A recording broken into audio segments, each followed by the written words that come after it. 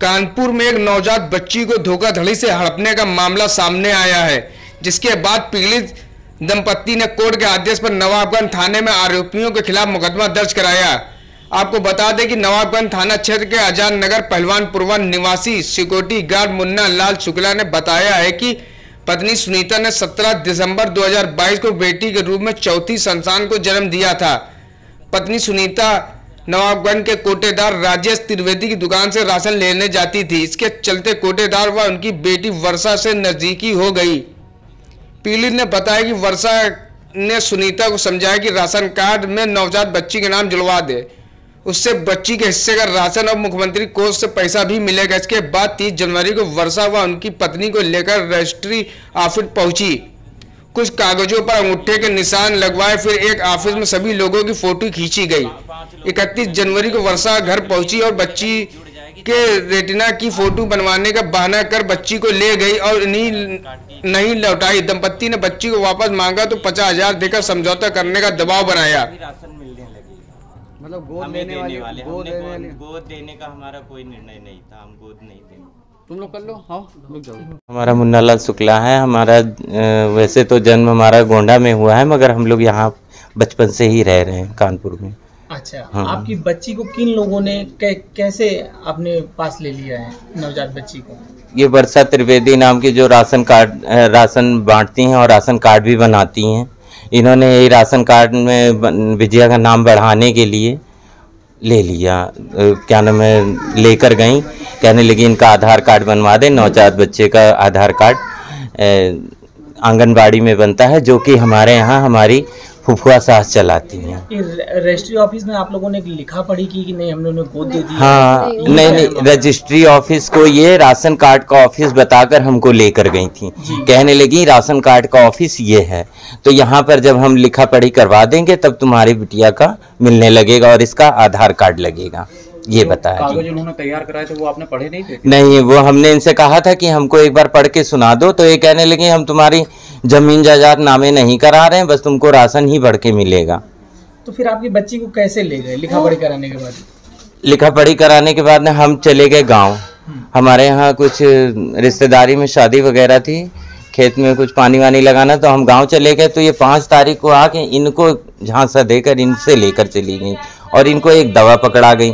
आपने मांगा नहीं अपनी बच्ची को? नहीं, हमने कई बार फोन पे, मिस कॉल पे, व्हाट्सएप पे न जाने कितना हमने रो के हर तरीके से कहा कि हमारी चारों तरफ बदनामी हो रही, हमें हमारी बच्ची वापस कर दो। तुम्हें तो कोई फर्क नहीं पड़ता है, लेकिन तुम भाई पढ़ी लिखी हो तो तुम्हें फर्क नहीं पड़ता। हम लोग अनपढ़ गंवार हैं, हम लोगों को बहुत फर्क पड़ जाता है कि 20-25 हज़ार रुपए के लिए अगर हम लोग इस तरह से करने लगेंगे तो अगर ब्राह्मणों में ऐसा होगा तो आम जनता पे क्या असर पड़ेगा। सर, नवाबगंज थाना अंतर्गत एक मामला सामने आया, नाबालिग बच्ची का जमीन रजिस्ट्री कराने का कुछ मामला है, क्या मामला है? देखिए, थाना नवाबगंज में एक FIR माननीय न्यायालय के आदेश के अनुसार दर्ज हुई है, जिसमें एक पक्ष का आरोप है कि जो उनकी बच्ची है और उनके नाम पे एक रजिस्ट्री करा ली गई और फर्जी एक गोदनामा कराया गया है। दूसरा पक्ष जो अभी उनके ऊपर आरोप लगाया है, उन्होंने अभी इस बात को मना किया है। हमारे द्वारा ACP को इसमें निर्देशित किया गया है कि दोनों पक्षों को बुला के जो भी उनके डॉक्यूमेंट्स है उसको वेरीफाई किया जाए और जो देखा जाए कि कौन सही कौन गलत है। मुकदमा 2 लिखा जा चुका है और इसमें जो भी न्याय संगत होगा, जो सही होगा, वो विधि के अनुसार किया जाएगा। मां सुनीता का आरोप है कि उसकी बच्ची को राशन देने के बहाने रजिस्ट्री कराई। देखिए, FIR में जो कंटेंट है उसमें यही लिखा गया है, क्योंकि चूंकि जो FIR माननीय न्यायालय के आदेश के अनुसार लिखी गई, इसको भी हम लोग वेरीफाई कराएंगे। जिस शॉप पे अगर जो उन्होंने आरोप लगाए हैं उसको जाके शॉप वाले ओनर से भी, आसपास के कैमरे से भी इसको चेक कराया जाएगा।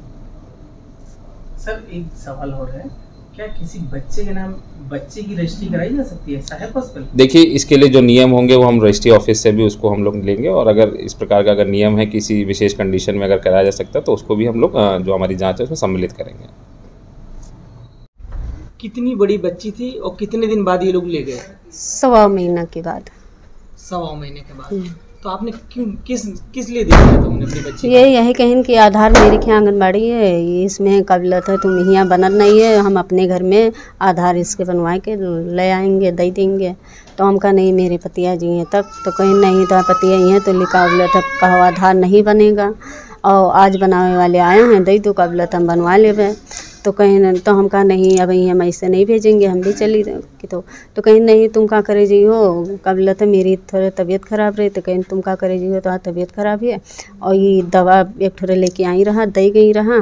तो कहीं ये दवा तुम तैसे 1-2 घंटे के बाद नहीं लाई थे, तो ये दवा तुम खाना, उसके बाद में फिर तो हम लेके आएंगे, दई जाएंगे। अब इनके हम शाम तक के आसरा देखा, शाम तक के नहीं लेके आए, फिर इनके पास फ़ोन किए हैं गाँव में, तो ये कहे लगे कि मेरी लड़की दे जाओ। तो कहीं नहीं, अब तो हर लड़की के तो हम गोदनामा करा लिए ना, अब तो हम नहीं दे सकी थे। तो हम कहे नहीं मेरी लड़की दो, तो कहीं नहीं। तो हम फिर यहाँ गए उनके घर, तो घर पे कोई मिला नहीं।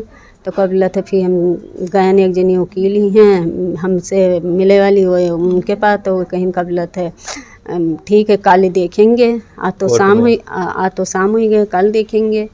तो फिर दूसरे दिन उनके पास गए, तो ये कहें ना भाई हमका नहीं पता है, दूसरे से हम पता लगवाएंगे। बच्ची कहाँ है आपकी? उन्हें इनके पास में है। तो 4 से 5 महीने बीत गए, आपने बच्ची को कभी देखा? नहीं, अभी नहीं दिखाई नहीं, हम जा चुके हैं 4-5 बार, एक बार नहीं दिखाई नहीं हमका। अच्छा, तो पुलिस से कोई मदद मिल रही है आपको कि नहीं? पुलिस कोर्ट से FIR दर्ज करानी? नहीं, अभी तो पुलिस कुछ भी नहीं है मेरी सुनवाई इसके। वो पुलिस वाली यही अभी परसों गए हैं, तो यही कह रही है कि